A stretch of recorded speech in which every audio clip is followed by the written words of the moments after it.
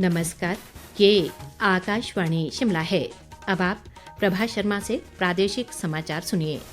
आज के मुख्य समाचार। प्रदेश में 1 जून को होने वाले लोकसभा चुनाव सहित विधानसभा उपचुनाव को लेकर भाजपा व कांग्रेस ने चुनाव प्रचार किया तेज। आरोप प्रत्यारोप का दौर जारी। सूचना व प्रसारण मंत्री अनुराग ठाकुर ने कहा, भाजपा के कार्यकाल में देश की सीमाएं हुई सुरक्षित।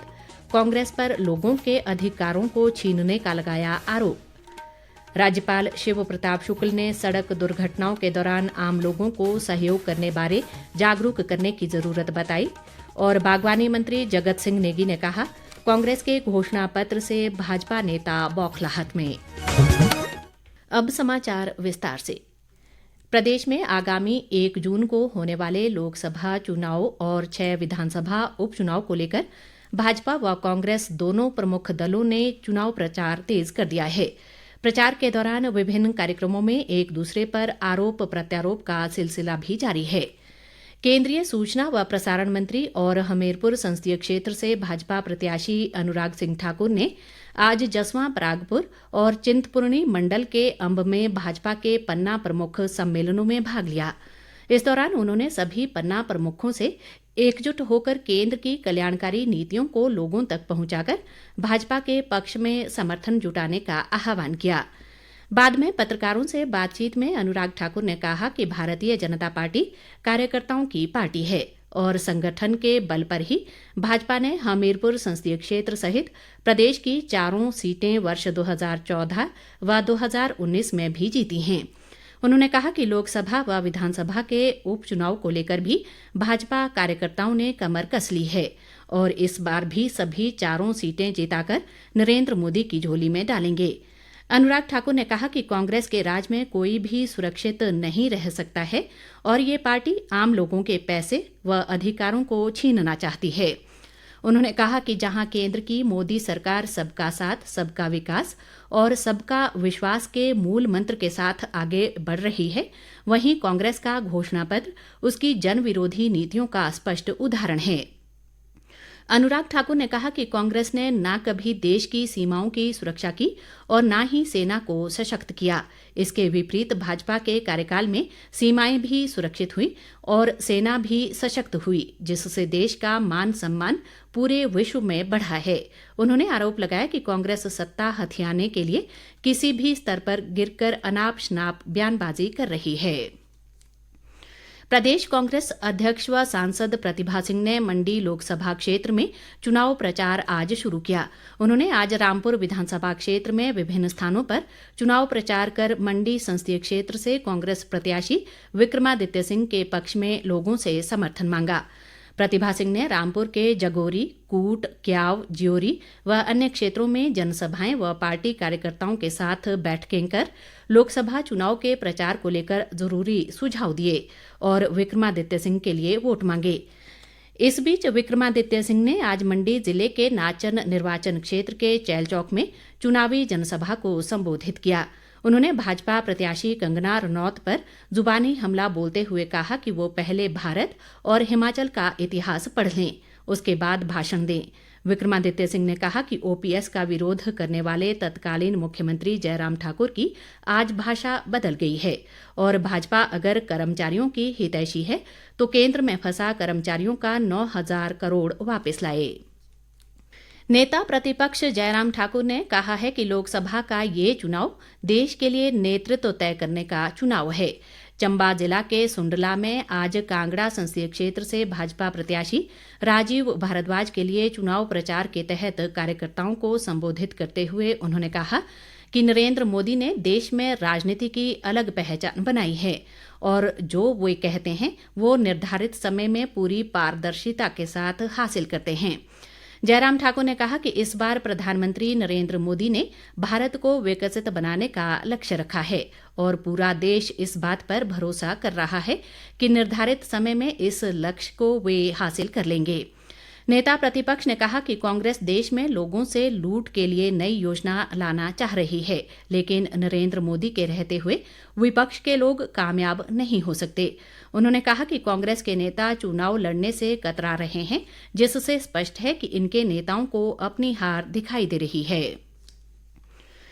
भारतीय थल सेना के हिमाचल, हरियाणा और चंडीगढ़ के एडीजी मेजर जनरल विशिष्ट सेवा मेडल केपी सिंह ने आज सेना भर्ती कार्यालय शिमला का दौरा किया।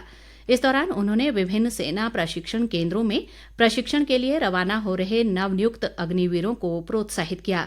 बाद में मेजर जनरल केपी सिंह ने भर्ती कार्यालय शिमला के अधीनस्थ ऑनलाइन परीक्षा केंद्र का निरीक्षण कर विभिन्न सुविधाओं के बारे में जानकारी ली। प्रादेशिक समाचार आकाशवाणी शिमला से प्रसारित किए जा रहे हैं। राज्यपाल शिव प्रताप शुक्ल ने सड़क दुर्घटनाओं के दौरान आम लोगों को सहयोग करने के बारे में जागरूक करने की आवश्यकता पर बल दिया है। वे आज शिमला स्थित पुलिस मुख्यालय में आयोजित सड़क सुरक्षा पुरस्कार समारोह में बतौर मुख्य अतिथि बोल रहे थे। उन्होंने कहा कि पुलिस विभाग द्वारा सड़क सुरक्षा में योगदान देने वाले लोगों को सम्मानित करने की पहल सराहनीय है और इससे अन्य लोगों को भी प्रेरणा मिलेगी। राज्यपाल ने कहा कि सड़क सुरक्षा केवल नियमों और प्रवर्तन का मामला नहीं है, बल्कि ये एक सामूहिक जिम्मेदारी है। उन्होंने कहा कि प्रदेश में सामूहिक प्रयासों के कारण वर्ष 2022 की तुलना में वर्ष 2023 के दौरान सड़क यातायात दुर्घटनाओं में उल्लेखनीय कमी देखी गई है। इस दौरान राज्यपाल ने सड़क सुरक्षा में उल्लेखनीय योगदान के लिए विभिन्न विभागों के अधिकारियों और मीडिया कर्मियों को सम्मानित भी किया। सड़क सुरक्षा के प्रति लोगों को जागरूक करने के लिए आकाशवाणी शिमला के कार्यक्रम निष्पादक अनिल वर्मा को प्रशस्ति पत्र प्रदान किया गया। इस अवसर पर राज्यपाल ने पुलिस विभाग द्वारा तैयार किया गया सड़क सुरक्षा गीत भी जारी किया। इस दौरान पुलिस महानिदेशक संजय कुंडू सहित विभाग के वरिष्ठ अधिकारी व अन्य गणमान्य लोग मौजूद रहे। उप मुख्यमंत्री मुकेश अग्निहोत्री ने पालमपुर हमले में घायल युवती का आज पीजीआई चंडीगढ़ पहुंचकर कुशलक्षेम पूछा। उन्होंने युवती के स्वास्थ्य पर डॉक्टरों से पूरी रिपोर्ट ली। अग्निहोत्री ने बताया कि घायल युवती के स्वास्थ्य में सुधार हो रहा है। इनके इलाज का पूरा खर्च राज्य सरकार वहन करेगी। उन्होंने बताया कि इस बारे में पीजीआई प्रशासन को सरकार की ओर से आधिकारिक आदेश जारी कर दिए गए हैं। अग्निहोत्री ने घटना को दुखद बताते हुए ऐसी घटनाओं पर रोक लगाने की दिशा में जन सहयोग से प्रयास करने की जरूरत पर बल दिया।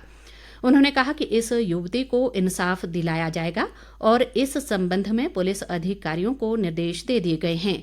अग्निहोत्री ने कहा कि सरकार का प्रथम कर्तव्य हिमाचल के आम लोगों की सुरक्षा करना है और हमें हर विषय पर राजनीति नहीं करनी चाहिए। कांग्रेस नेता और बागवानी मंत्री जगत सिंह नेगी ने कहा है कि प्रदेश के 3 निर्दलीय विधायकों पर भाजपा का भारी दबाव है। इसी दबाव के चलते उन्होंने विधानसभा अध्यक्ष को अपना त्यागपत्र दिया है और उनके त्यागपत्र अभी भी लंबित हैं। जगत सिंह नेगी ने कहा कि विधानसभा अध्यक्ष के पास इसे स्वीकार या अस्वीकार करने का भी पूरा अधिकार है। शिमला स्थित प्रदेश कांग्रेस मुख्यालय राजीव भवन में आज एक पत्रकार सम्मेलन को संबोधित करते हुए जगत सिंह नेगी ने कहा कि निर्दलीय विधायकों को जिस प्रकार से केंद्र की भाजपा सरकार ने सुरक्षा दे रखी थी, उससे भी साफ है कि उन पर कोई दबाव है। जगत सिंह नेगी ने कहा कि कांग्रेस के घोषणा पत्र से भाजपा छटपटाहट में है और कांग्रेस ने कभी नहीं कहा कि सरकार देश में लोगों की जमीनों पर कब्जा करेगी। वरिष्ठ कांग्रेस नेता व कृषि मंत्री चंद्र कुमार ने कहा है कि पिछले 10 वर्षों से केंद्र में भाजपा के नेतृत्व में जुमलों की सरकार चल रही है।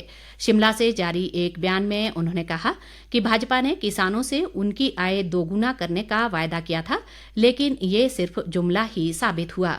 चंद्र कुमार ने कहा कि इसके विपरीत भाजपा ने न्यूनतम समर्थन मूल्य पर कानून बनाने की मांग कर रहे किसानों की आवाज को बलपूर्वक कुचलने का प्रयास किया है। चंद्र कुमार ने कहा कि वर्तमान कांग्रेस सरकार के समय प्रदेश में गाय और भैंस के दूध को एमएसपी देने वाला हिमाचल देश का पहला राज्य बन गया है। सामरिक दृष्टि से महत्वपूर्ण 427 किलोमीटर लंबा मनाली बारालाचा दर्रा सरचू लेह सड़क मार्ग को बीआरओ व हिमांक परियोजना ने बहाल कर दिया है। हालांकि इस सड़क पर सिंगल लाइन कटिंग और फिसलन के कारण अभी वाहनों की आवाजाही शुरू नहीं हो पाई है। पुलिस अधीक्षक मयंक चौधरी के नेतृत्व में प्रशासन ने बारालाचा से सरचू सड़क का आज जायजा लिया। उन्होंने कहा कि आगामी लोकसभा व विधानसभा उपचुनाव को लेकर सीमा पर संदिग्ध गतिविधियों पर नजर रखने के लिए सरचू में जल्द ही पुलिस की अस्थायी चेक पोस्ट स्थापित की जाएगी। शिमला संसदीय क्षेत्र में सांसद निधि के खर्च को लेकर कांग्रेस व भाजपा में लगातार आरोप प्रत्यारोप का दौर जारी है। पूर्व भाजपा सरकार में मंत्री सुरेश भारद्वाज ने आज शिमला में एक पत्रकार वार्ता के दौरान कहा कि वर्तमान सांसद सुरेश कश्यप ने शिमला संसदीय क्षेत्र में रिकॉर्ड तोड़ सांसद निधि खर्च की है। उन्होंने कहा कि कांग्रेस के छुटभैया नेता सांसद निधि को लेकर सवाल खड़े कर वर्तमान सांसद की छवि खराब करने का असफल प्रयास कर रहे हैं। अंत में मुख्य समाचार एक बार फिर।